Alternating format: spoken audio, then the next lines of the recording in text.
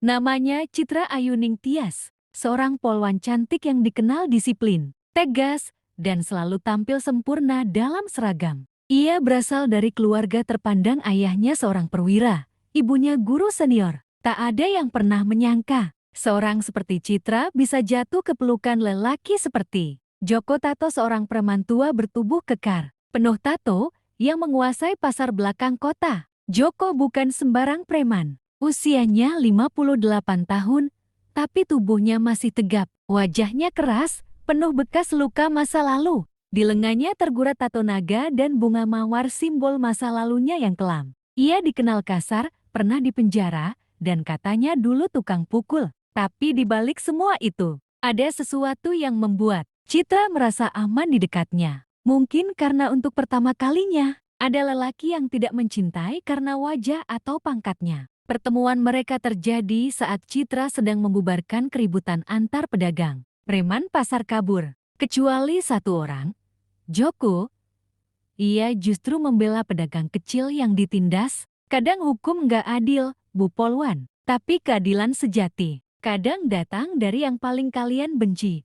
Ucapnya tenang. Kalimat itu menusuk hati Citra. Dari situ, pertemuan demi pertemuan terjadi. Awalnya hanya sekadar diskusi masalah pasar, lalu berlanjut menjadi obrolan pribadi. Di warung kopi tua, di bawah langit malam yang sunyi, mereka saling bercerita. Joko cerita tentang masa mudanya, tentang ibu yang meninggal karena diperkosa rentenir, tentang adiknya yang dibunuh aparat korup. Dari sanalah ia jeti beringas, brutal, dan hidup di dunia gelap. Tapi ia tidak pernah menyentuh narkoba atau menjual tubuh orang lain.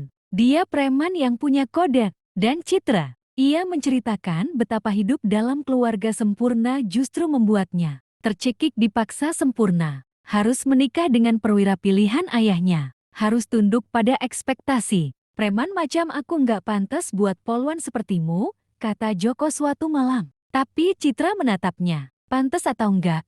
Hati ini udah milik kamu. Dan malam itu, di sebuah rumah tua milik Joko, mereka menyatu. Cinta mereka terjadi bukan karena nafsu, tapi karena luka yang saling mengenali. 3 minggu kemudian, Citra muntah-muntah terus. Ia merasa ada yang aneh. Dan benar saja 2 garis merah muncul di tes pack.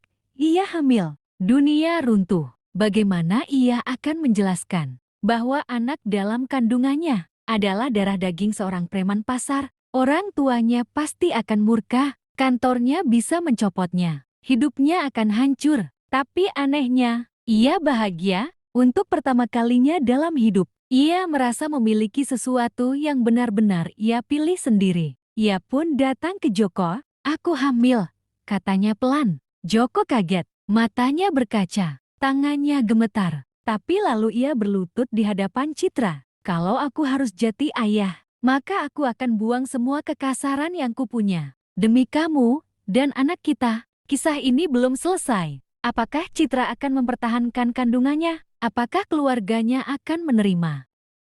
Hari-hari setelah pengakuan itu berjalan pelan namun menyiksa. Citra, sang polwan muda, harus menjalani 2 kehidupan. Satu sebagai anggota polisi yang disegani. Satu lagi sebagai calon ibu dari anak seorang preman yang dibenci banyak orang. Ia menyembunyikan kehamilannya rapat-rapat. Di kantor, ia masih berdiri tegap, menatap komandan, menulis laporan. Tapi di rumah tua milik Joko, ia menangis dalam pelukan lelaki yang dunia anggap sampah. Joko berubah, tak lagi galak dan urakan. Ia kini pulang lebih cepat, berhenti merokok, bahkan mulai belajar cara memasak dari YouTube. Di dinding rumahnya yang dulu hanya tergantung foto-foto temannya yang mati tertembak polisi, kini ada kalender kehamilan, jadwal kontrol bidan, dan sepasang sandal kecil bayi. Namun dunia tak tinggal diam. Suatu hari, salah satu rekan Citra melihatnya keluar dari klinik ibu dan anak bersama Joko. Besoknya, kabar itu menyebar seperti api. Kantor geger, komandan marah. Rekan wanita menggunjing di toilet, malu-maluin institusi. Masa polwan cantik hamil sama preman. Ia dipanggil, ditekan, diancam. Kalau kamu nggak mau ungkap siapa ayah anak itu, kami anggap kamu menyembunyikan informasi penting pelanggaran kode etik. Citra hanya diam. Ia tahu, membuka suara berarti membunuh Joko, tapi diam berarti menghancurkan karirnya. Malam itu ia pulang dengan mata sembab. Di rumah, Joko sudah menyiapkan nasi goreng dengan telur setengah matang. Tapi Citra hanya duduk diam, memegangi perutnya. Aku bisa dipecat, katanya lirih. Joko menatapnya. Lalu dengan berat hati, ia bicara, kalau aku pergi, semua akan lebih mudah buatmu. Jangan bicara bodoh, bentak Citra. Aku ini beban. Preman tua penuh dosa. Anakku sendiri pun enggak ada yang mau ngakuin aku. Kenapa kamu harus hancur demi aku? Citra menangis. Ia mendekap Joko erat. Justru karena semua orang menjauh, aku pilih kamu. Karena kamu satu-satunya yang gak pernah ninggalin aku waktu aku jatuh. Tapi badai belum selesai. Tengah malam, seseorang melempar batu ke rumah mereka. Kaca jendela pecah. Di batu itu, terikat secari kertas bertuliskan, hentikan hubungan najis ini sebelum kalian kami habisi. Citra gemetar. Joko marah. Ia hampir kembali ke sisi gelapnya. Tapi Citra menahan. Kalau kamu balik jadi preman, aku benar-benar kehilangan segalanya. Joko menahan tangisnya. Ia duduk di depan rumah semalaman, memegangi linggis, menjaga dua nyawa yang kini jadi alasan hidupnya. Keesokan harinya, mereka sepakat pergi, meninggalkan kota itu, pekerjaan, masa lalu. Mereka menuju desa terpencil tempat Citra pernah bertugas magang dulu.